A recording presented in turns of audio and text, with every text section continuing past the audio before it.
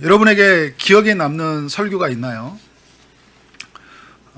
제가 청년 시절에 그런 고난 가운데서 있을 때 사방이 막혀 있는 것 같고 어디로 가야 될지 모를 때 대학부를 담당했던 박원희 목사님이라고 계셨어요. 지금은 이제 낙도 선교회를 섬기고 계시는데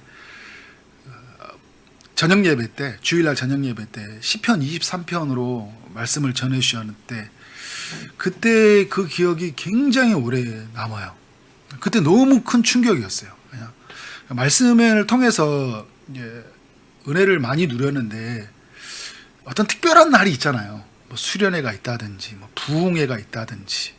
근데 그날 저녁은 굉장히 피곤했고 또 내일도 막 해야 될 일도 너무 막 많았고 한 주 동안 너무 복잡하고 힘들었는데 그때 시편 23편의 말씀 뭐 잘 많이 들었던 말씀이잖아요. 근데 그 말씀이 굉장히 큰 은혜가 되었어요. 목자가 오셨다. 목자가 당신을 실만한 몰가로 인도하신다. 목자가 당신과 함께 할 것이다. 그 목자는 바로 예수 그리스도시다. 목사님이 굉장히 이렇게 강하게 이야기하시는 분이거든요. 그리스도 안으로 와라. 그리스도 그 십자가 아래서 쉬어라. 이야기하는데 저는 제 삶이 막 예부에 뭔가 끌려가는 것 같고 거기에 있는 것 같은데 저를 십자가 안으로 끌고 오는 거예요.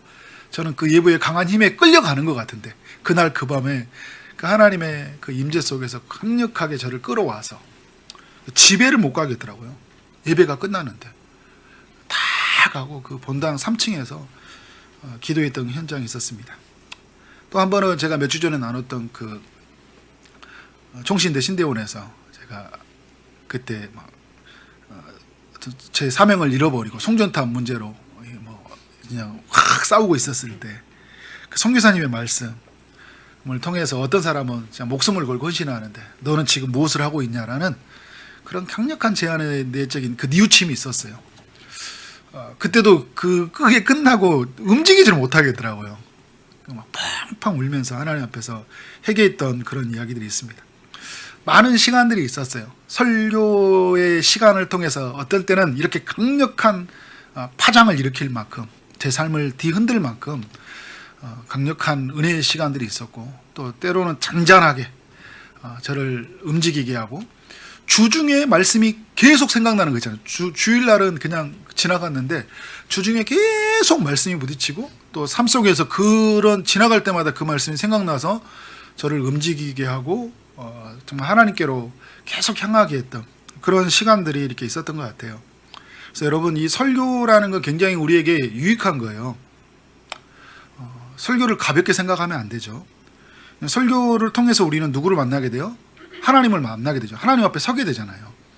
그래서 우리가 누구인지 알게 돼요. 하나님이 누구인지 알게 되고 또 우리가 하나님 안에서 누구인지 알게 되고 그래서 그 설교 속에 임재하시는 그리스도가 성령을 통하여 우리를 어떻게 해요? 건져내시잖아요. 구원해 주시잖아요. 그러니까 우리는 막 다른 가치와 다른 세계관에 머물러 있었는데 말씀을 듣고 그 예배의 자리에서 어떻게 돼요?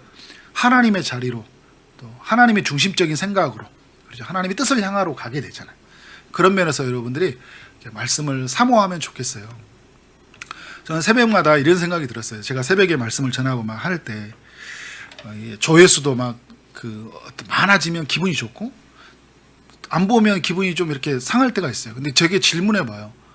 내 말을 들었기 때문에 마음이 상한 거냐, 안 들었기 때문에 그러니까 들었기 때문에 좋은 거냐, 안 들었기 때문에 상한 거냐 이런 측면이냐. 근데 그건 아닌 것 같아요. 어떤 측면이냐면 하나님의 말씀을 성도들이 듣고 살았으면 좋겠다.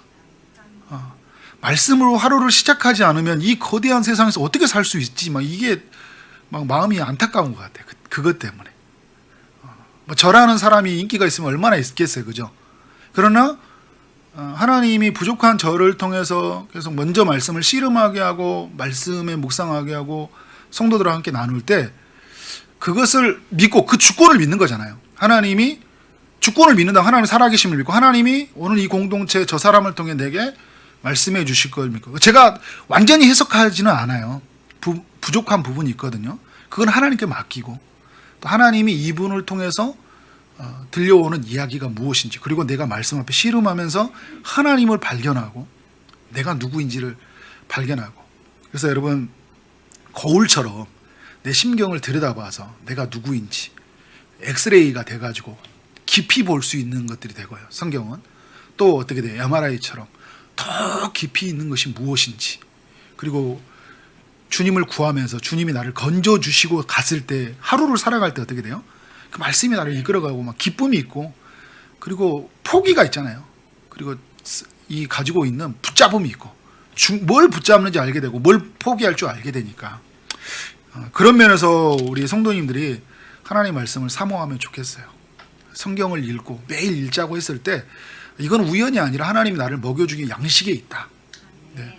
초지동산교회 여러분, 우리가 말하는 뭐 큰 교회, 온누리교회, 사랑의교회, 안산동산교회 이런 시스템은 없지만요, 그렇게 뭐 양육 다양한 커리는 없어요. 저는 제가 목사로서 여러분들에게 확실히 말하고 싶은 거냐면요, 매일 성경을 읽어가고 있잖아요. 그리고 여러분에게 속한 공동체에 속해 있고 셀리에 있고 우리 초지동산교회에 속해 있고 그러면요, 여러분의 필요한 양식은 다 공급되어져요. 제가 이제 저희 집이 부자가 아니고 그냥 평범하게 사는 사람이에요. 그러나 저희 딸이 그냥 잘 자라고 있어요. 반찬 한두 가지 먹고 살거든요. 충분히 살아요. 아내를 비하는 건 아니에요. 무슨 말이냐면 그 양식으로 충분히 살아가는 거예요. 먹고 따뜻하게 서로 함대해주고 서로 품어주고, 뭐요? 반찬이 뭐 10첩 이런 거 아니어도, 그죠? 두세 개만 있어도 충분히 자라가더라고요. 근데 제가 말하면 저를 변명하려고 그런 게 아니라, 그만큼 저는 이 하나님 나라의 공동체 안에서 하나님이 주가 되시니까, 그죠? 그런 면에서 여러분들이 이렇게 말씀을 사모하고 갔으면 좋겠어요. 억지로 의무적이 된 게 아니라 정말 주님을 만나는 것이 나의 최고의 기쁨이다. 아침을 깨워서, 새벽을 깨워서 주님을 노래하고 찬송하는 게 나에게 최고의 기쁨이다. 여러분, 이게 우리 삶 안에서 막 잃어버리잖아요. 그러면 우리는 어디에 자리 가게 되면 죄의 자리로 가게 된다니까요. 은혜의 자리가 아니면 우리는 죄의 자리 가게 되어 있어요. 다윗도 마찬가지잖아요. 그가 정말 하나님 앞에서 깨어있는 사람이었지만, 찬양하는 사람이었고 노래하는 사람, 말씀을 묵상하기를 기뻐하는 사람이었지만, 잠시 어떤 영적인 게으름이, 나태함이 찾아오니까 어떻게 되는 거예요? 죄의 자리로 빠져버리잖아요. 다윗도 죄의 자리에 빠져버리는 걸 우리에게 보여주고 있어요. 이런 다윗에게 하나님이 찾아와요. 오늘 나단이라는 선지자가 찾아오는데 1절부터 15절까지는 뭐냐면 나단이 다윗에게 한 설교예요. 근데 이 설교의 자리에서 하나님의 뜻을 발견하게 됩니다. 자기 자신이 누구인지를 알게 돼요. 그걸 한번 살펴보면요, 다윗은 지금 큰 죄에 빠진 상태에 있었잖아요. 해서는 안 될 짓을 하고 살아갔어요. 자신에게 그 충성스럽게 일했던 그 장수의 아내를 범하고 말았어요. 임신이 되어진 것 때문에 숨기려고 했어요. 임신을 하나님 하도록 내어두셨죠. 왜요? 죄의 열매니까. 죄는 반드시 죄의 열매를 맺거든요. 그래서 다윗이 얼마나 큰 죄인인지를 드러나게 하셨어요. 근데 다윗은 회개하지 않았잖아요. 숨기려고 하다가 어떻게 해요? 더 큰 죄를 짓고 말았어요. 우리아를 최전방에 보내가지고 죽이는 죄를 범하고 말았잖아요. 그러니까 간음, 도둑질, 살인, 이로 말할 수 없는 어떤 거짓 증언 할 것 없이 이렇게 많은 일들을 한 거죠. 골리앗을 싸울 때 다윗이 어떻게 해요? 만군의 여호와 이름으로 싸웠잖아요. 그 다윗은 어디 가버렸어요? 하나님께 뜻을 묻고 그렇게 엎드려서 지난주에서 말씀을 살펴봤잖아요. 그 묻는 다윗이 어디 가버렸어요? 자신을 죽이려고 하는 그 사울을 복수하지 않고 선대하는 너무나 멋진 이 다윗이 어디 가버렸어요? 자신에게 반대되는 사람에게 은혜를 베풀었잖아요. 은혜를 베풀어는 이 사람이 이 다윗이 어디로 가버렸어요? 죄를 숨기는 다윗만 있어요. 숨기기 위해서 더 큰 죄를 짓고 있어요. 그렇게 생명을 소중하게 여기는 사람처럼 보이더니 우리아가 죽으니까 전쟁에 나가면 죽을 수도 있고 살 수도 있지. 그죠?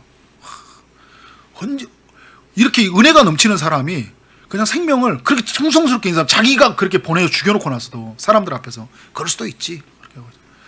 너무 양심에 그 무디어져 있는, 양심에 화인 맞은 사람처럼 있잖아요. 마음이 굳어져 있는 거잖아요.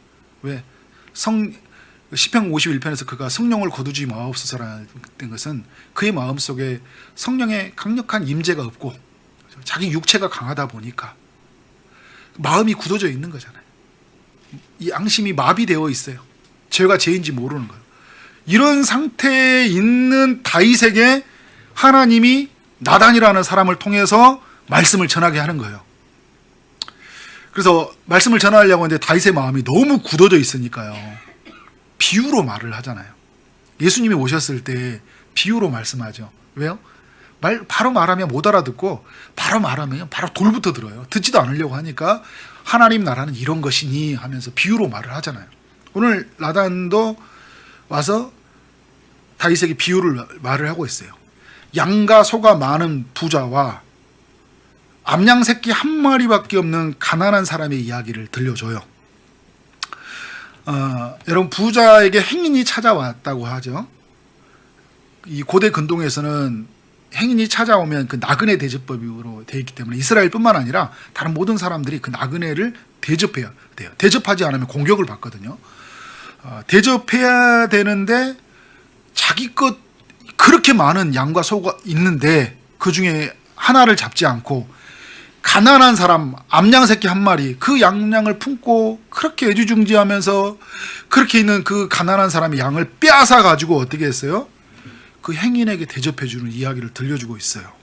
그러니까 다윗이 이야기를 듣고 이거는 하나님의 살아계심을 두고 맹세하니 그건 마땅히 그 사람은 죽여야 된다고 막 이렇게 흥분하면서 말을 하는 거예요. 죽을 자라 이렇게 하니까 이제 나단이 이 키를 잡은 거잖아요. 7절의 말씀에 보면 어떻게 말해요? 나단이 당신에게 이르되, 다윗에게 이르되 당신이 그 사람이라 그렇게 이야기하는 거예요. 당신이 그 사람이에요. 당신이 암양 새끼를 뺏은 사람이에요. 그 소중한 것을 빼앗아 버리는 당신이 그런 사람이에요 라고 이야기하는 거예요. 그러면서 7절 이후부터 이야기했던 거냐면 다윗이 하나님의 은혜를 저버렸다고 이야기를 합니다. 어떤 은혜를 저버렸어요? 하나님은 다윗을 그 이스라엘의 왕으로 기름 붓기 위해서 사울의 손에서 구원을 하고 다윗에게 집도 주고 아내도 주고 이스라엘도 주고 유다 족속도 세워 주신 분이었어요. 그리고 다윗이 부족할 것 같으면 이것도 주고 저것도 더 주시는 분이었다는 거예요. 하나님은 더 주시기 위해서 다윗에게 찾아오시는 분이었잖아요.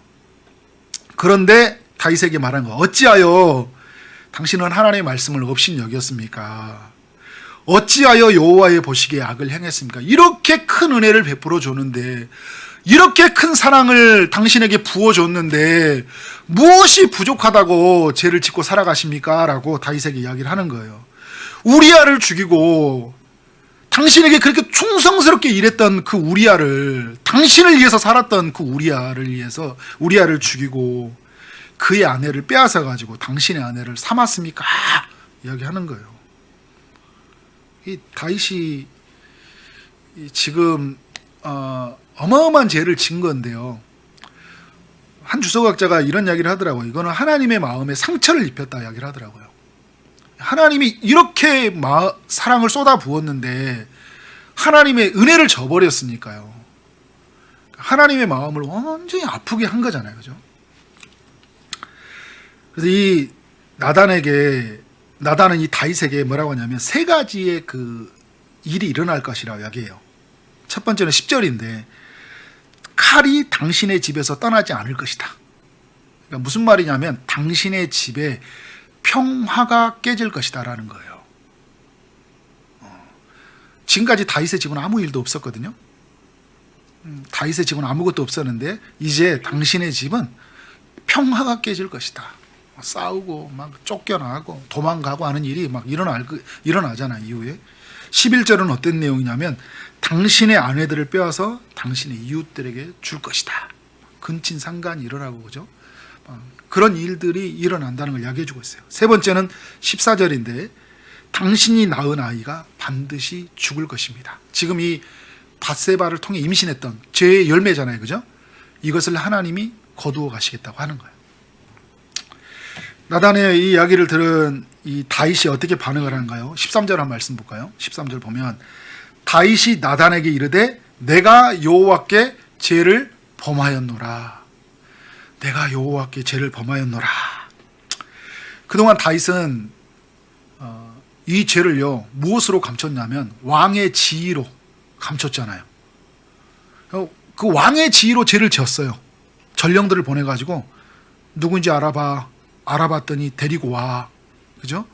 그리고 이것을 어떻게 돼요? 요압을 시켜서 우리아를 데리고 와. 그리고 다시 보내. 최전방으로 보내. 왕의 지위로 죄를 지었어요.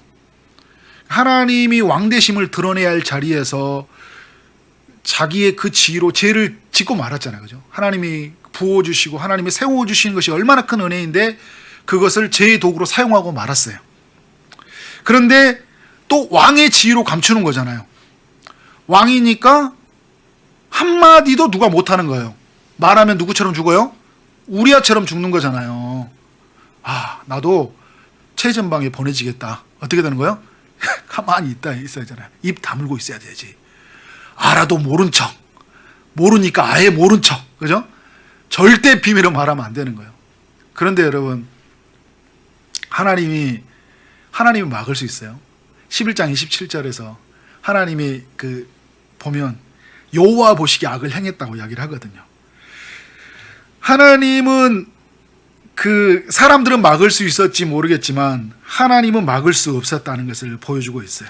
그래서 이 다윗이 나단을 통해서 하나님의 말씀을 듣고 그의 죄가 탄로가 나자 말할 수 없는 그 죄인의 탄식이 터져 나오는 거예요. 내가 여호와께 죄를 범하였습니다. 제가 여호와께 죄를 범하였습니다라고 고백을 하고 있어요. 오늘 여기서는 여러분 한 절인데요. 시편 51편에 가보면 정말 많은 절을 통해서 다윗이 자기 자신의 죄를 고백해요. 그래서 다윗은 이제 참 우리에게 은혜가 되는 건 뭐냐면 이런 일이 생기면 또 엎드려져 가지고요. 또 하나님 앞에 서서 자신의 죄를 막 이렇게 고백을 해요. 이 시편 51편을 이제 그렇게 지었어요. 51편 1절에 보니까 이런 이야기예요. 인자를 따라서 내게 은혜를 베푸시며 주의 많은 긍휼을 따라 내게 제약을 지어 주소서 이야기를 하고 있어요. 그러니까 주의 인자하심에 호소하고 있고 그 은혜에 호소하고 있고 긍휼에 호소하고 있어요. 이것 아니면은 자기 자신이 이제 이 죄에서 벗어날 수가 없어요. 이미 죄를 엎질러진 물이 됐잖아요. 근데 나는 용서받아야 되는데 어떻게 해야 돼요? 인자와 긍휼과 은혜가 많으신 하나님만이 나를 건져주실 수 있는 거예요. 그래서 2절에 보니까 자신의 죄를 말갛게 씻어주시고 깨끗하게 씻어주라고 하고 있어요. 하나님께 호소하고 있는 거죠. 그리고 7절을 보니까요. 우술초로 자신을 정결하게 해달라고 그래요. 우술초라는 게 뭐냐면 나병 환자가 병에서 완쾌가 되었을 때 발라주는 거거든요. 그러니까 나병 환자라는 것은 어떻게 돼요? 부정환자라고 하는 거잖아요. 이스라엘 안에서. 그러니까 지금 이 다윗은 어떤 상태가 됐냐면 하나님 앞에 완전히 부정한 자가 되었잖아요. 피를 흘린 자가 되었으니까. 남의 것을 빼앗은 자로서 부정한 자가 되었는데 나를 완전히 깨끗하게 주님이 씻어주셔야 되는 거예요. 우슬초로 나를 깨끗하게 씻어서 나를 이 정결한 상태로 부정함에서 어떻게 하는 거예요? 정결한 상태로 갈 수 있도록 하나님께 그 용서를 구하고 있는 거예요. 그만큼 지금 처참한 죄에 빠져 있다는 것을 보게 되는 거예요. 여러분 이게 말씀의 힘이에요. 하나님의 말씀의 제가 아까도 말한 것처럼 말씀은 우리의 거울과 같고 또 말씀은 우리의 엑스레이와 MRI와 같은 아주 깊은 현미관과 같은 멀리 보는 이 망원경과 같은 것처럼 어떻게 하는 거예요? 우리의 깊이 있는 것을 들여다보게 만드는 거잖아요. 그러니까 주님의 말씀에 비춰보니까 자기 자신은 너무 죄인인데 말할 수 없을 만큼 너무 큰 죄인인 거예요. 용서받을 수 없을 만큼 큰 죄인인 거예요. 그래서 9절에서 뭐라고 하냐면 하나님께 주의 얼굴을 내 죄에서 돌이키시고 그 모든 죄악에서 지워주시라고 이야기하는 거예요. 깨끗이 지워달라고.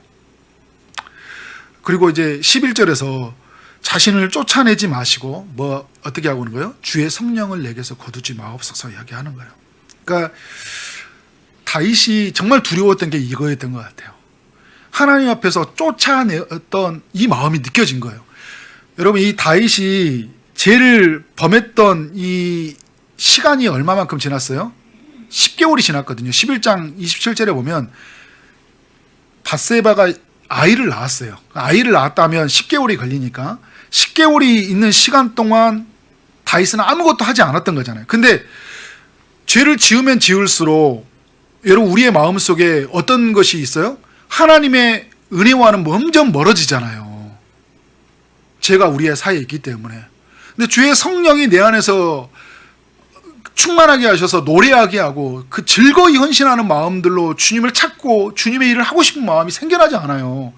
그렇게 내가 지금까지 주를 향해 달려와도 뭔가 하나가 제가 딱 하나하나 들어오는 순간에 이게 내 그것이 하나님께로 가는 장애물이 되어버리잖아요. 근데 이 시간이 얼마나 걸렸어요? 10개월이나 시간 동안 걸린 거잖아요. 얘를 낳고 나서 이 나단을 통해서 하나님의 말씀을 듣는데 어떻게 하는 거예요? 아, 주님 앞에 내가 멀리 있는 거, 주의 성령이 내게서 멀어져 있는 것이 너무 큰 고통이다 생각이 드니까 주님 내게서 떠나지 마달라고 이렇게 요청을 하고 있는 거예요. 그래서 12절에 이 요청을 하고 있는잖아요. 구원의 즐거움을 회복시켜 달라고 하고 있어요. 12절에. 그래서 즐거이 헌신할 수 있는 그 자원하는 심령을 자신에게 부어달라고 기도하고 있습니다. 14절에서는 그래서 이 모든 것을 회복시켜 주시기 위해서 그 주님의 그 의로 노래하는 삶이 되도록 하기 위해서 어떻게 말하고 있어요? 나의 구원의 하나님이여 피 흘린 죄에서 나를 건져 주소서. 이렇게 정말 하나님 앞에서 그 피 흘렸던 자신의 죄를 용서를 구하고 있어요. 그리고 17절 우리가 많이 묵상하던 말씀 아닙니까? 저는 하나님이 구하시는 제사는 상한 심령이라 하나님이여 상하고 통회하는 마음을 주께서 멸시하지 아니하시리라. 하나님 앞에서 정말 이 상한 심령이 되어서 나가는 저의 마음을 주님이 멸시하지 않으심을 믿습니다. 주님 저를 회복시켜 달라고 이 죄에서 건져 달라고 간절히 외치고 있는 거예요. 여러분 이런 이 이야기를 통해서 다윗이 어떻게 된 거예요? 12장 13절로 다시 한번 가볼까요? 그러니까 우리 이제 사무엘하 12장 13절에 가보면 나단의 죄를 내가 여호와께 죄를 범하였노라 하니까 나단이 다윗에게 어떤 말을 해주고 있죠? 여호와께서 당신의 죄를 사하셨나이다 이렇게 이야기를 하고 있어요. 하나님이 그 죄로 인해서 상한 심령을 멸시하지 않으신 것이잖아요. 자복하고 회개하는 다윗에게 은혜를 베풀어 주신 것이잖아요. 그리고 은자와 은혜와 긍휼이 많으신 하나님이 다윗의 죄를 용서하신 거예요. 하나님은 죄를 미워하시지만 회개하는 자를 기뻐하셔요. 그 엎드린 이 다윗의 죄를 하나님이 용서해 주신 것이에요. 저는 이 나단의 설교를 듣고 이 회개하는 이 다윗의 이야기가 우리에게 주는 교훈이 뭘까?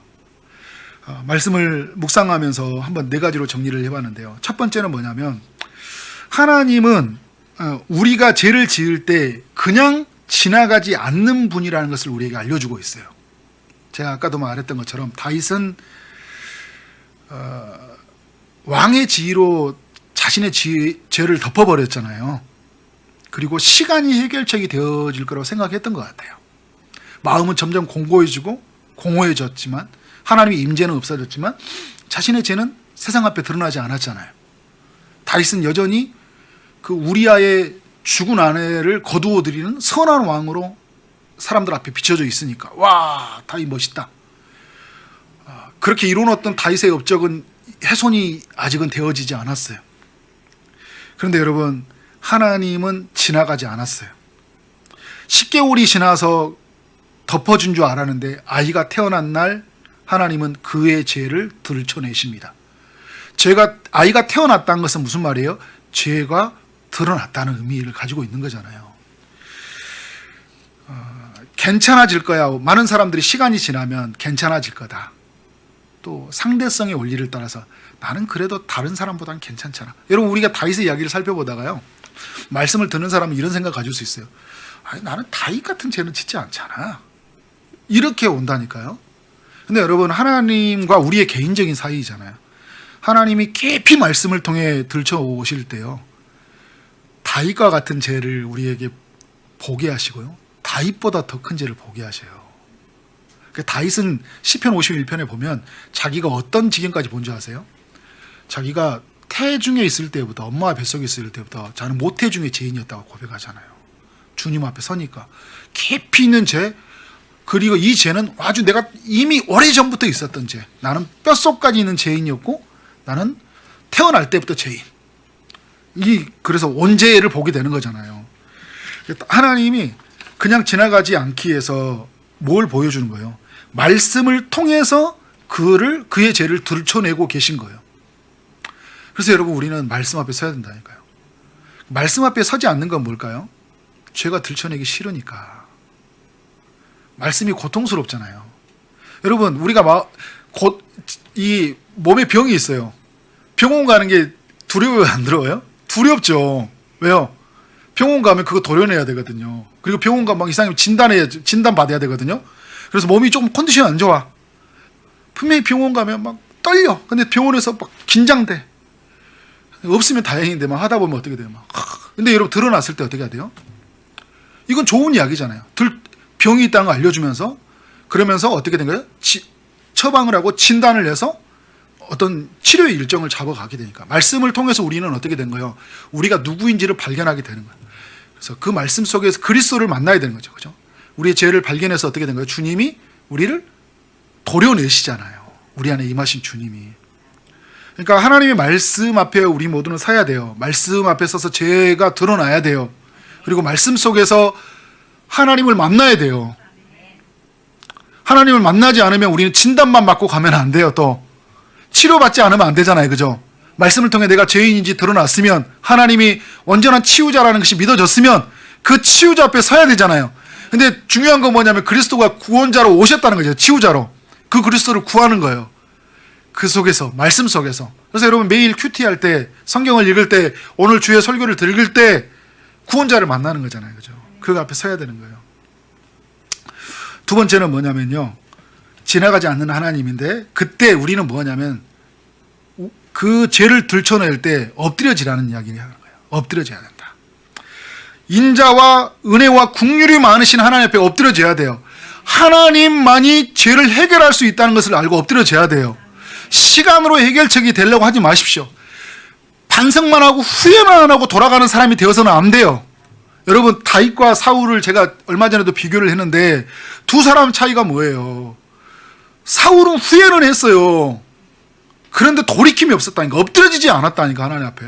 다윗은요. 왜 하나님이 그의 마음을 합한 사람이고 글을 쓰시냐면 똑같이 다 죄 아래 있었고 죄를 많이 짓고 살았거든요. 근데 다윗은 하나님 앞에 엎드려졌어요. 자신의 죄를 발견하는 순간 엎드려져 버린 거예요. 왜? 하나님 외에는 이 죄를 해결할 수가 없으니까. 상하고 통해하는 마음을 멸시하지 않는 하나님 앞에 엎드려져 버린 거예요. 맑게 씻어주시는 그 부정한 상태에서 벗어나게 할 수 있는 분은 하나님밖에 없으니까 하나님 앞에 주저앉아 버리는 거예요. 엎드려져 버리는 거예요. 여러분 말씀 속에 있는 사람들, 믿음의 사람들 보세요. 그들이 죄를 안 지었다는 게 아니에요. 죄를 지었을 때는 마음을 찢고 막 옷을 찢고 통해하고 자복하잖아요. 오순절 성령 강림할 때 베드로를 통해 말씀이 전해지니까 어찌할꼬 하고 어떻게 하면 우리가 구원받을 수 있나요? 우리가 어떻게 예수님을 십자가에 죽인 죄에서 벗어날 수 있나요? 하고 외치잖아요. 엎드려져 버리잖아요. 여러분 이 사울은요 보면요 그냥 분노만 가득한 가인의 모습과 비슷해요. 그러니까 아담의 자손 가인과 아벨이 있잖아요. 자신의 죄가 드러났잖아요. 하나님 앞에 이런 제사를 드리지 말라니까 분노 가득해요. 왜 동생의 제사는 받아주고 내 건 안 받아주냐고 자기의 옳음과 정당성만 주장하고 있어요. 하나님 앞에 엎드려지지 않아요. 다시 돌이키지 않아요. 다시 가서 제사를 드려야 되잖아요. 안 받는다고 하면 하나님이 받으시는 제사를 드려야 될 거 아니에요. 안 받아준다고 성질내버리는 거예요. 하나님이 내게 막 나와서 있는데 하나님이 안 해준다고 막 성질나고 가버린 거예요. 집에다가 말씀 듣다가 와 왜 저런 이야기해 목사님 성질나고 가버리는 거잖아. 막 나 진짜 오늘따라 목사님 뭐 이렇게 흥분해가지고 막 가르쳐 막 이렇게 그렇잖아요. 그죠? 그냥 가인처럼 돼버려요. 사울이 그렇다니까요. 여러분 자신을 자랑하는 바리새인이잖아요. 세리와 바리새인의 기도가 뭐예요? 나는 막 11조도 하고 뭣도 하고 막 다 했다. 난 다 했어요. 나는 주님 앞에 나한테 그런 이야기 하지 마세요. 난 제 이야기 하지 마세요. 난 다 할 거 다 하니까. 나 봉사 다 해요. 나 예배 잘 드리고 있어요. 나 11조 다 하고 있으니까 저는 그런 교인이니까 저한테 제 이야기 하지 마세요. 막 이거의 바리새인이었어요. 누가복음 탕자의 비유에서 어떻게 해요? 자신의 정당성만 내가 아버지한테 한 게 어디 있냐고 하는 큰아들이잖아요. 이게 지금 사울이었어요. 다윗은 어때요? 다윗은 어떤 사람이었어요? 세리와 같았잖아요. 주님 나는 막 토색하고 빼앗고 그래서 나는 죄인으로서이다 하고 고개를 들지 못하고 하나님 앞에 있잖아요. 세리의 기도를 지금 다윗이 드리고 있는 거예요. 탕자의 비유처럼 둘째 아들이 되었잖아요. 그죠? 씻을 수 없는 자신의 죄의 상태를 알고 오직 나를 다시 거둬들일 수 있는 것은 아버지밖에 없다는 것을 알고 그 아버지 앞에 가잖아요. 그죠? 그렇게 철저하게 자신을 비우고 엎드려지고 하나님 앞에 자비를 구하고 있는 거예요. 여러분, 우리는 어떤 사람이 돼야 돼요? 이런 세리의 기도가 돼야 되고 둘째 아들이 돼야 되겠죠. 하나님 앞에. 그리고 다윗처럼 처절하게 엎드려지는 그런 사람이 우리는 돼야 된다. 세 번째는 뭐냐면요, 한편에서는 우리가 죄의 용서를 누리고 다른 한편에서는요, 나 때문에 고통당한 사람들에게 대가를 지불해 줘야 돼요. 이게 굉장히 중요합니다. 제가 이렇게 회개합니다 할 때 회개는 말씀 앞에 서는 것이고 그리고 엎드려지는 것인데요, 정말 중요한 게 뭐냐면 그 엎드려졌을 때 하나님의 용서하심이 있어요. 오늘 다윗처럼. 근데 다윗이 경험했던 것처럼 그 죄의 열매를 하나님이 거두고 가시잖아요. 그 죄의 발생되는 결과를 책임지게 하시는 건데, 여러분, 이 나 때문에 고통을 당하는 사람들이 생겨나잖아요. 그 고통을 우리는 겪을 수밖에 없어요. 예를 들어서 여러분, 누군가에게 어떤 상처를 줬어요. 막 가산을 막 다 엄청 흔들려 놔서 다 빼앗았어요. 그 가족들 중에 막 병이 걸려고 나 때문에 아파졌어요. 근데 그것을 내가 살아가는 동안 그 고통을 봐야 안 봐요? 보잖아요. 내가 하나님께 용서를 받았지만 그가 갖는 고통을 내가 봐야 되잖아요. 그죠? 그 마음이 어떻게 돼요? 끊임없이 내 마음을 짓눌러 올 수 있어요. 그런데 그렇다 해서 하나님이 용서하지 않는 게 아니라 용서했는데 어떻게 된 거예요? 그 결과가 생겨난 것들에 대해서 어떻게 돼요? 책임지고 어떻게 돼요? 끝까지 계속 이루어지고 끝까지 도와주도록 해야 되겠죠. 그러니까 독일이 어떻게 돼요? 유대인들을 학살하고 나서도 또 어떻게 해요? 반성하고 그들에게 이루어주고 이렇게 하잖아요. 그렇게 한 것처럼 우리의 삶 안에서 그런 과정이 필요하다. 영화 밀양에 자주 들었던 이야기잖아요. 또 전도연의 누구예요? 그 자녀를 죽인 사람을 전도연이 하나님께 은혜를 받고 나서 용서해 줬는데 그 사람도 감옥에서 하나님을 만났어요. 근데 그가 뭐라고 하냐면 하나님께 이미 용서받았다고 하면서 전도연에게 용서를 구하지 않는 거예요. 자신은 용서를 받았지만 어떻게 거기에 갈근 죄로 인해서 고통당한 사람들에게 어떻게 한다는 거였어요? 대가를 지불해 주지 않는 거예요. 자기는 감옥에 들어갔으니까 대가를 지불했잖아요. 하나님께 용서를 받았다고 생각한 거예요. 근데 자신에게 고통받았던 그 엄마에게 사과를 해야 될 거 아니에요. 그죠? 다윗은 어떤 사과가 있을까요? 이스라엘에게 있었던 이 우리아를 죽였던 것들에 대해서, 이 밧세바에게 고통을 주었던 것들에 대해서 어떻게 철저한 배상과 책임과 그 마음의 위로를 해야 되겠잖아요. 그죠? 그래서 하나님이 그 고통을 겪도록 허락해 놓으셔요. 그래서 다윗은 살아가는 동안 뭘 해야 될까요? 끝까지 자신이 우리아를 죽인 죄인이라는 것을 알고, 그렇지만 하나님이 자기 자신을 용서해 주셨다는 그 은혜 앞에 서면서 다시는 정말 죄의 자리에 서지 않고 한 사람 한 사람의 생명을 소중하게 여기는 것. 그래서 다윗이 좀 너무 무력한 모습이 보이는데 나중에 보면 막 압살롬이 막 큰 애는데 막 죽여야 되는데 뭐 하면 나쁜 짓 뭐 손을 못 대버려요. 이때 힘이 너무 빠져가지고. 그러니까 하나님이 그의 마음속에 처절하게 이 속에서 겪게 하시는 것이잖아요. 우리도 여러분 죄를 지었을 때 이런 어떤 것에 대한 값이 지불되어지는 과정이 있다는 것은 여러분 기억해야 돼요. 예를 들어서 여러분 이런 거잖아요.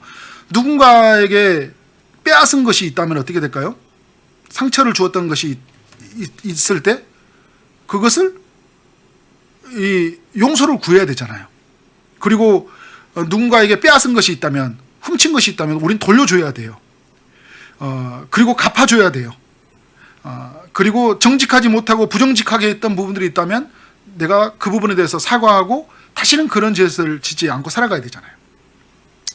우리 안에서 그러한 삶의 모습들이 있어야 한다. 그러니까 누군가에게 이렇게 힘든 일이 있었다 그러면 오늘 말씀을 듣고 가서 문자 보내고 또 전화하고 만나서 내가 용서를 구하고, 그죠? 그런 어떤 우리의 삶의 이야기가 만들어가는. 그러니까 우리는 뭐냐면 하나님 앞에 엎드려졌으니까 나는 다 했어, 다 됐어, 나 자유해, 이게 아니잖아, 그죠? 철저한 그것에 대한 우리의 값을 지불하는 삶이 있어야 된다. 그렇기 때문에 용서받았다는 것이 아니에요. 그렇기 때문에 용서를 이루는 건 아니거든요. 이제 용서받았기 때문에 내가 어떻게 하는 거예요? 그 용서받은 자로서 그렇게 산다는 거예요. 그게 용서의 조건이 아니에요. 그러니까 다시는 그와 같은 죄를 짓지 말라고 하잖아요, 주님이. 그러니까 그와 같은 죄를 짓지 않으면서 자비를 베푸고 사는 삶이 너무나 중요하다. 네 번째는 뭐냐면 이제 우리가 죄를 범하지 않기 위해서 어떻게 해야 될까요? 날마다 주의 성령을 구하고 살아가야 된다는 거예요. 우리는 연약하다는 것을 이 다윗의 이야기를 통해서 우리는 알아야 돼요. 깨어있지 못하면 우리도 다윗처럼 무너질 수 있는 존재라는 것을 알아야 돼요. 우리는 뼛속까지 죄인이에요. 우리는 죄 아래에서 태어났어요. 우리가 은혜를 누리지 못하면 우리는 어떻게 될까요? 죄 아래에 있고 죄를 질 수밖에 없는 사람이라니까요. 제가 이번 주에 이렇게 은혜를 선포해야 돼요. 제가 은혜의 자리에 조금만 벗어나잖아요. 죄를 지을 수밖에 없는 연약한 자. 그래서 오늘 우리에게 이런 연약한 우리에게 누구를 보내주셨어요? 주님이 오셨고 주의 성령이 우리 가운데 보내주셨잖아요. 그래서 우리는 성령을 날마다 구하며 살아야 돼요. 회개 이렇게 해야 됩니다. 굉장히 중요한 진리. 마지막으로 하나님에게 하나 나눈 건 뭐냐면요, 우리가 이렇게 회개해야 되는데 회개해야 되잖아요, 그죠? 그런데 내가 회개해야 돼요. 맞아요. 그런데 내가 회개하는 게 쉬워요? 어려워요? 어려워요. 여러분, 말씀 앞에 서는 거 또 어려워요. 말씀 앞에 서서 말씀을 듣고 깨닫는 것도 어려워요. 말씀을 듣고 하나님의 용서를 경험하고 그 용서를 받고 나서 마땅히 대가를 지불하고 살아가는 거, 그거 어려워요. 누가 하셔야 돼요? 주의 성령이 하셔야 되는 거예요. 성령이 임하시면요, 말씀 속에 깨달음이 있고 회개가 하나님 앞에서 고백이 터져나오고 어떻게 될까요? 회개에 합당한 자의 삶을 살아가게 되는 거예요. 그래서 회개에 합당한 자의 삶까지 이어진 것이 바로 온전한 회개예요. 그러나 우리가 하나님 앞에 엎드려졌을 때 그 하나님의 건져 주심이, 제가 말하는 거예요, 있기 때문에 그 마지막에 끝에 가서 용서가 있다는 건 아니에요, 여러분. 그걸 또 잘 이해해야 돼요. 내가 다 했기 때문에 게 아니에요. 용서해 주셨는데 그 은혜 속에서 성령과 더불어서 어떻게 된 거예요? 회개에 합당한 자의 삶을 살아가는 거예요. 다윗은요, 이후에 그 회개에 합당한 자의 삶을 살기 위해서 하나님의 은혜 앞에 섭니다. 또 여전히 또 자신의 육신이 앞설 때가 있지만 그때 또 하나님 앞에 엎드려져요. 우리의 삶 안에 이런 이야기가 남겨지길 원합니다. 시대 많은 사람들이 말씀을 듣는 자리에 가지 않고요, 시대의 사조와 철학들, 내 경험과 내 철학 속에 살아가고 있고요, 말씀을 듣는 자리에 갔지만 그 말씀이 그의 심령을 뚫고 들어가지 못하고 있습니다. 왜? 육이 너무 강해서, 내 생각이 너무 강해서요. 그렇지만 또 말씀을 듣고 나서도 집에 돌아가면 그 예수님이 바랬던 4가지 비유처럼 그냥 어떻게 된 거예요? 그 새가 물어가 버리고, 그죠? 덤불이 되고 다 사라져 버리고, 이 옥토가 되지 못해서 열매가 맺지 못하는 것들을 우리 모두가 보게 돼요. 이러한 시대 속에 우리는 살아가고 있습니다. 우리는 여러분, 그렇기 때문에 우리 주님을 구하고 겸손하게 엎드려져서 주님이 일하시도록 우리 자신을 내어드리고, 그래서 철저한 회개를 이루고, 그래서 회개에 합당한 자의 삶을 통해서 은혜가 은혜되는 여러분 삶 되어지기를 주님의 이름으로 축원합니다. 아멘.